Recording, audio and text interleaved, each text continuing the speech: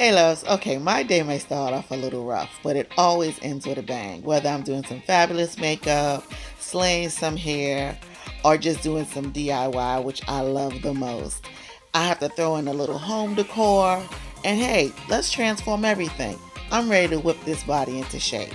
So if you want to be here for the transformation and want to make transformations with me, subscribe and come along for the ride. It's just me, and this is the epitome of London.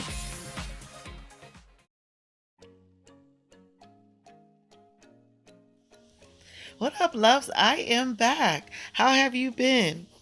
Well, I'm going to get started on my lovely model. That's right after I drown her in this segment. But no, really, I'm going to go ahead and get started on my model. She is preparing for a photo shoot for a business. She does hair as well. And she just wanted some nice, natural looking photos, but just a little bit of a pop, but not too loud. She is not a makeup wearer. She does do her eyebrows from time to time, but that's about it. So we definitely didn't want to go over the top and scare her. So I said, let's just play it safe. We'll just kind of keep it simple but cute. Also, it has to be a little bit of glam. So I'm cleaning up her eyebrows now, and I've penciled them in. And then I'm just going to go ahead and clean them up with a little bit of concealer. And this is the LA Pro concealer. I'm not sure what color it is, but yeah, I wanted something just a little bit brighter than her skin tone. So not quite tone on tone, but not too light. Just enough to just brighten up the brow right underneath. And then I'm going to go ahead and set it with powder right afterwards. So I did go ahead and line also the outside of the eyebrows as well, just to make them look really, really crisp. But again, we keeping it very, very natural, so not too heavy. Then once I set her brows, we'll go in and start with a shade that is close to her skin tone, and that's going to be right in her crease area. So I'm just finishing up with my concealer on this end as well. I'm talking a little bit ahead because I know that I did speed the video up, so I want to have enough room to explain what I'm doing without it going into the next step.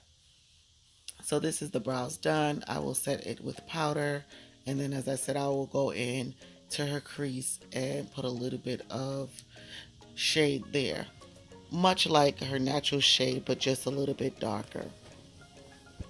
So I noticed that when I am doing more of neutral natural shades, I'm not heavy on anything. Not heavy on the foundation, not heavy on the concealer, not heavy on the brows. And honestly, that is the best way to make that possible. Once you start, I don't want to say caking it on, but layering it, it's going to take you farthest away from a natural look. So just keep that in mind when you're doing your makeup and what your intentions are. So again, I'm now in her crease with that brown shade that I said. And the two palettes that I used for her was,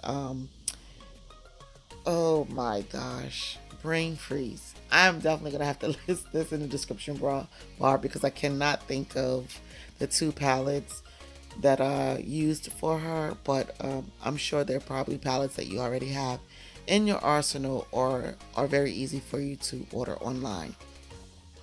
Now, I don't know specifically the shade that I used for each step, but I'm going in now with a little bit of a darker shade right on top of the first shade. The first shade was my transition shade, and now I'm going in with just a little bit of a darker shade, and I'm concentrating more so on the outside of her crease. And then I went in with a third shade, and now I'm just doing the V area, as you can see there. So I'm not bringing this all the way in. I just wanted it just on the outside. And now I'm popping a little bit of shimmer on her lid. Now again, we are trying to stay natural and kind of keep the shades a little muted and subdued where they're not just like jumping off of her face. So that is the reason why I did not do a cut crease. And I just kind of went in and just popped that shade on her lid. And just a soft shimmer, just enough for when she bats her eyes, there's a little bit of glow there.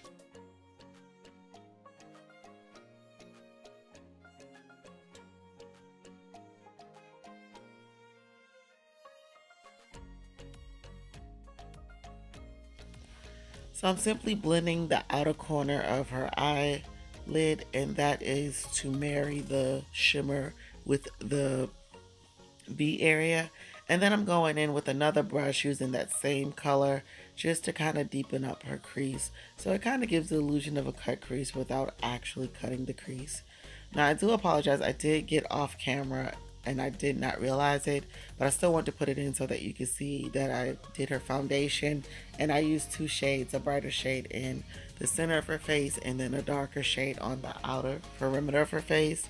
Now I'm going in and I am highlighting, and I promise y'all the view gets better. I do catch it, or either she tells me and I refocus the camera. So there we go.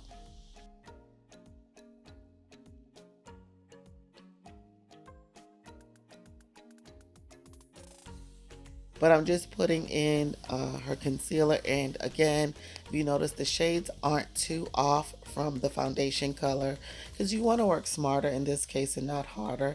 When you're going for a natural look, you want to make sure that all the shades that you use are very close in color. Otherwise you're going to spend a whole lot of time blending and trying to buff out and mute the shades, as opposed to just having them marry well together if you are very close in pigment to begin with.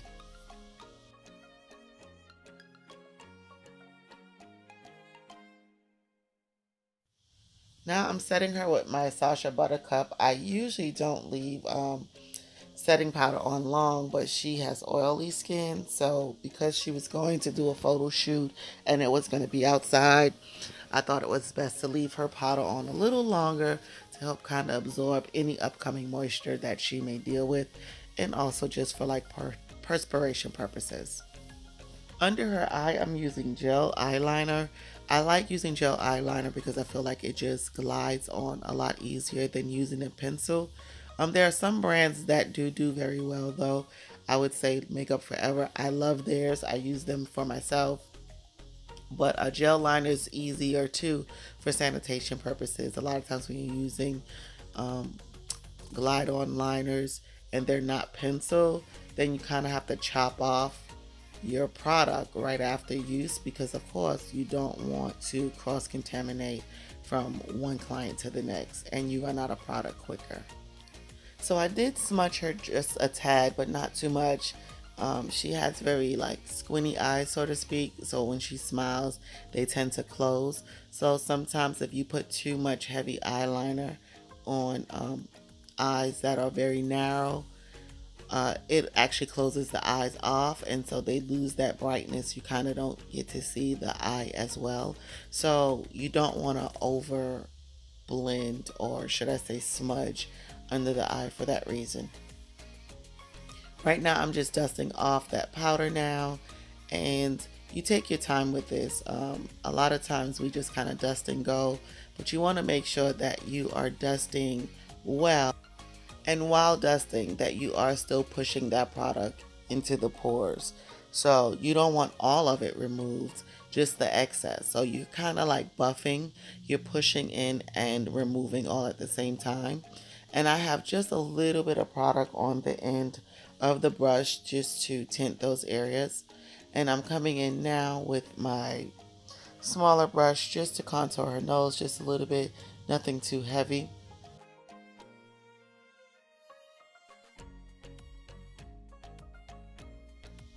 Now I'm going in and bronzing her just a tad, and I'm making certain that it's not a heavy contour. So it's kind of like me contouring and bronzing all at once, but again, a little more bronzing, a little less contouring. So I'm setting her now with my setting spray and applying these lashes because she is just about done.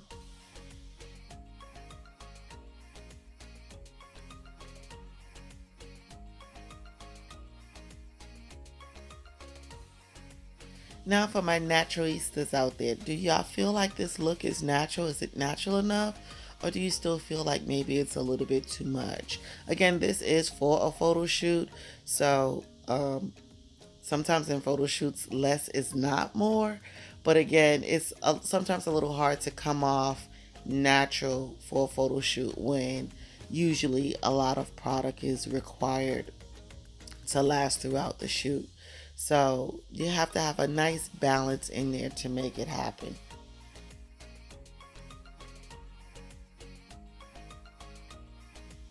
So for her lips, I use lip gloss to line the lips.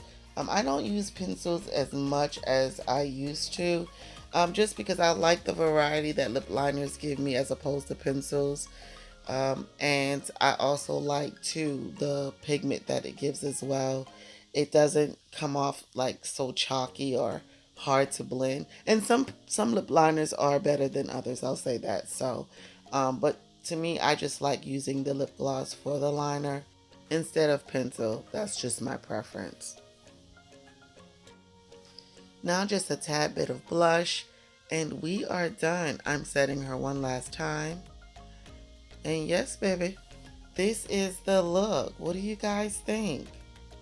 If you like this video, please make certain that you comment. Let me know what you think. Don't forget to subscribe. And as always, until next time, bye, loves.